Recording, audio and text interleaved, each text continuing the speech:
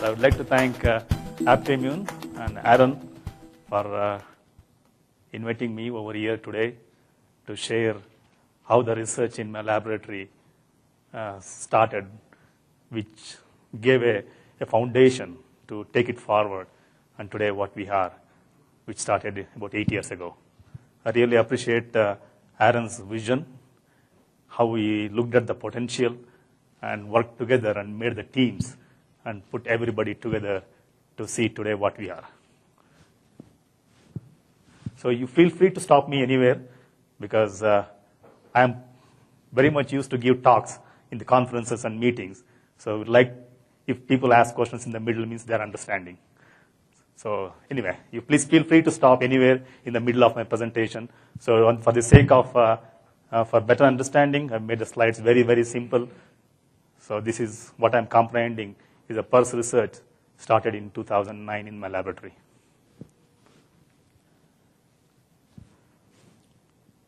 So PRRS MLV, Bob introduced very well. I don't want to go much in depth. And the current vaccines, they provide protection against the homologous virus which is genetically very closely related. But the biggest problem is about the reinfections and heterologous virus infections. So reinfections, it means the quasi-species of the virus keeps emerging from the infected animals constantly, because genetically this RNA virus is highly prone for modifications and changes every time when the virus comes out of macrophage cell lines. So that means to say, every reinfection, the same virus, slightly modified, can also fail to get protected by the current vaccines. The mutated live vaccine virus causes disease that everyone knows. And the current vaccines are inadequate, especially the killed vaccines, to provide any protective immunity. So just to give a broad view of what the immune system is about. So we have the first line of defense, innate immunity, and the adaptive immunity. All the vaccines are focused on activating this acquired immunity, because we want to create the memory in the animals so that when the infection and the virus comes in later, the body is able to respond quickly and get the pathogen out of the body. So again there, we have two important arms. One is an antibody response to clear the virus which is floating freely in the blood, and the cellular immunity to clear the virus-infected cells, here the macrophages. So for the PRRS virus, we need to take care of both. Neither one alone cannot help for a better protection. So with this concept, in 2008, Ohio State University hired me to work on mucosal immunology. The main focus is, because 80% of the body immune cells are focused in the mucosal tissues, and the pathogens which causes serious disease in the mucosal system, for example, PRRS, which infects the respiratory tract. Influenza infects the respiratory tract. If you come to rotavirus, it is in the gastrointestinal tract. So if you can induce a robust immunity in the mucosal system, every chance we can induce better protection. That was the idea behind bringing the mucosal immune aspect. What I'm introducing here is, what are all the immune cells we normally found in the blood? We can see all of them in the mucosal system. So what I'm showing here is a single layer of epithelium in the mucosa. And all the immune cells are present, just one layer of cells beneath that in various mucosal lymphoid tissues and also in the lamina propria area. That means making your vaccine to reach this area effectively is a challenge. So if you just deliver your vaccine to this mucosal area, because of this mucus and the continuous contraction of the smooth muscles, your vaccine will be removed from the system. So that's where we need a new technology, new vaccine delivery platform to bypass this epithelial layer and get your vaccine particles into the immune cells, which can recognize and induce immunity. So what is the difference between the mucosal vaccines versus traditional vaccines to control viral diseases? So just I'm giving a cartoon about the virus. The traditional vaccines are given by intramuscular route, most of them. They mainly elicit systemic protection. We see very good antibody response. Whether the antibody is helpful or not helpful, we don't know many times. So with little or no local mucosal immunity. So if we detect the immune levels in the lungs or in the respiratory tract, hardly we see much. On the other hand, enormous research, thousands of articles, if you go on in PubMed, you see that everything research was conducted in the rodent models. They demonstrated mucosal vaccination elicits strong both systemic and also local mucosal immunity. That's where the importance of the mucosal vaccines comes. So how it happens? It happens mainly because the conserved T and B cell regions. So I'm just giving a cartoon about the virus. So all these blue heads and the green heads, whatever you're seeing, small dots, all are the viral antigenic sites where the immune system can recognize. So some of them are the conserved across the viral species. Within the first virus, there are multiple virus regions which are quite conserved. So they are specific to both the antibody response and also T cell immunity. And it is the mucosal vaccine is the one which is capable of exploiting and activating those conserved T and B cell epitopes to make the immune system to recognize that. So if you succeed in activating those conserved T and B cell epitopes, easily we can avoid the reinfections, and also we can go to the level of heterologous protection. The strong mucosal immunity, if you can succeed, definitely we can expect cross protection.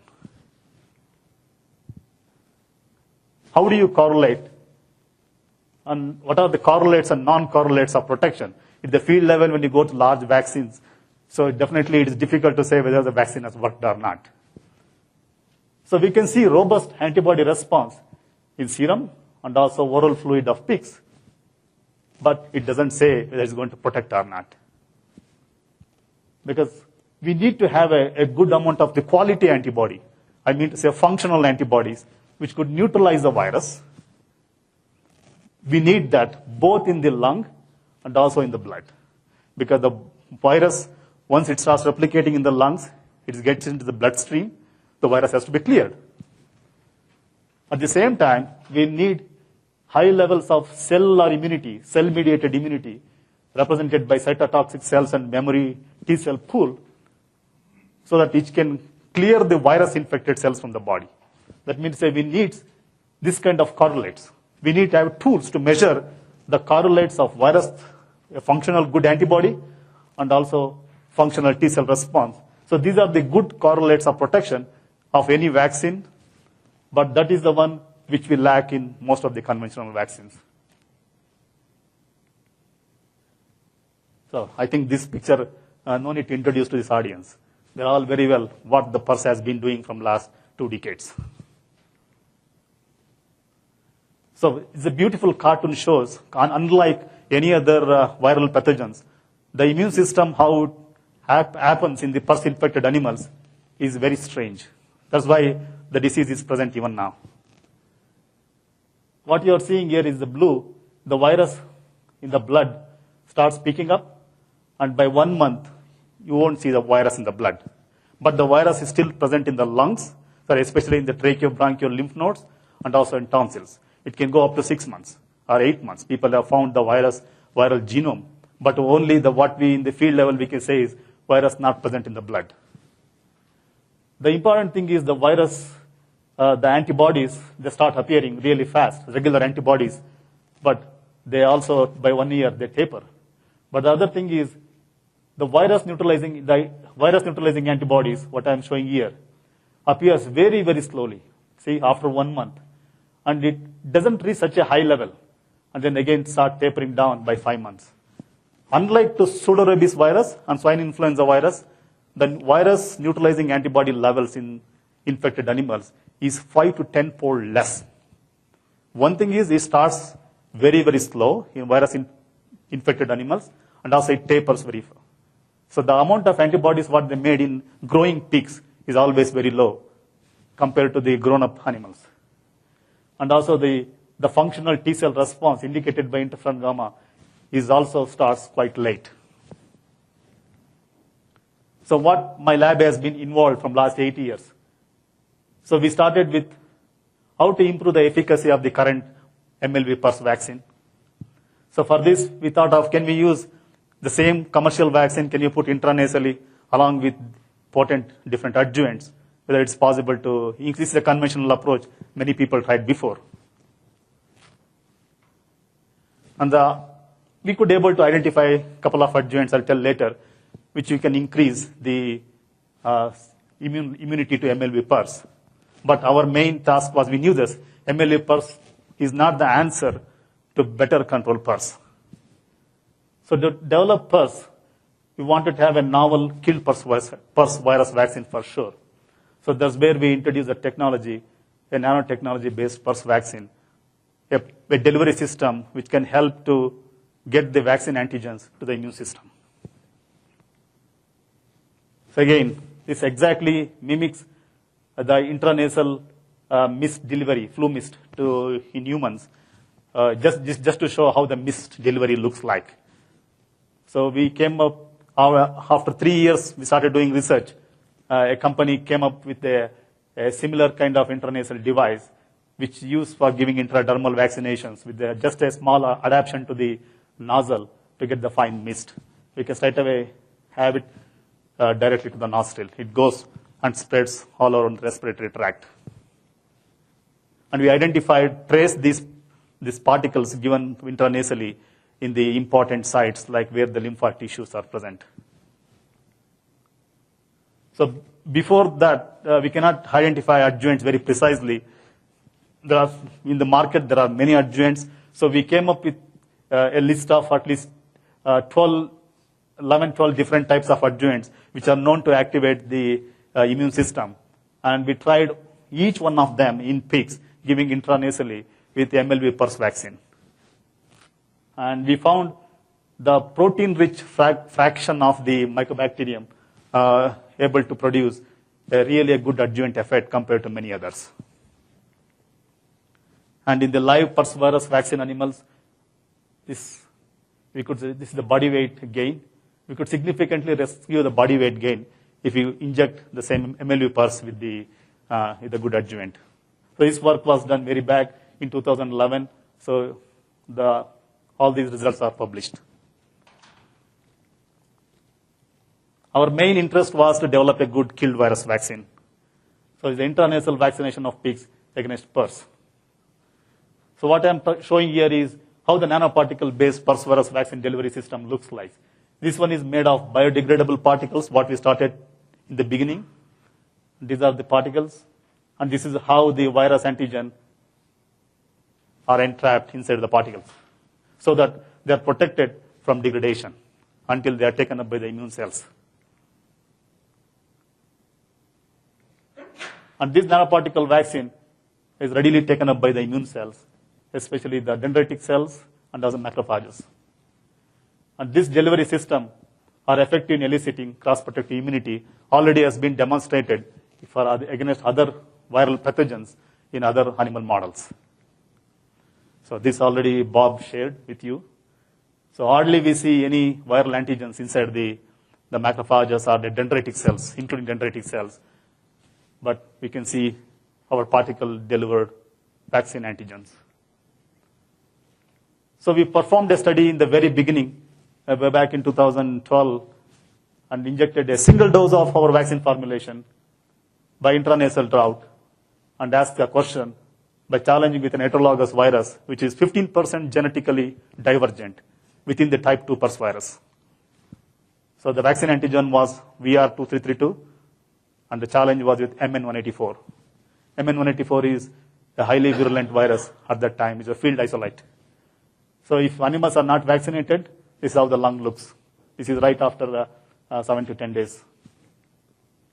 And if we use the killed virus antigens, so not much better. Just with a single dose, maybe around 50% of the lung was better.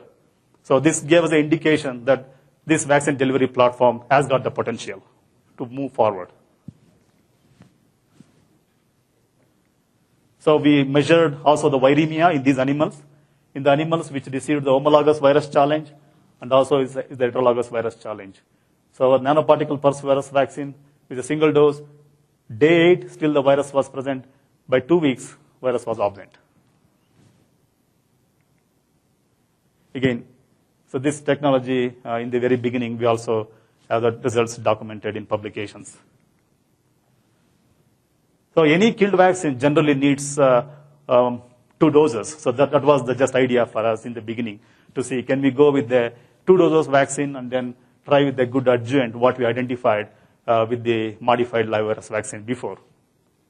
So this is just to establish the proof of concept. So when it comes to large-scale production, everything, that's what Aaron is working, how to make it large-scale. That's what we have been successful with coming with this barricade PRRS virus vaccine. What I'm showing is the proof of concept, what we established in the beginning. So wherein we used the Mycobacterium adjuvant, and we tried 2 doses of the viral antigens in the pigs. And what you're seeing is the virus neutralization titers. So there are different types of formulations. So the 6th one is the one which worked for us, was this nanoparticles entrapped PRRS virus antigen with the adjuvant, which is given along with that. So with this nanoparticle virus entrapped antigen, we could see significantly increased virus neutralizing antibody titers in the lungs of the pigs. That is, using the bronchoalveolar lavage fluid.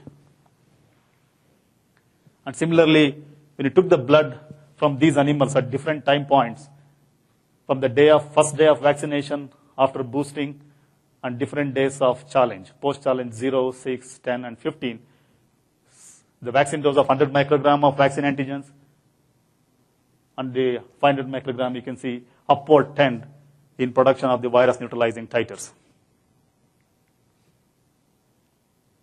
And the virus in the blood with the lower dose start 50% less by 2 weeks, and you could not see in the replicating viral particles using the Mark 145 cells.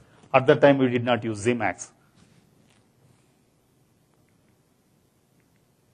So how the lung looks even better.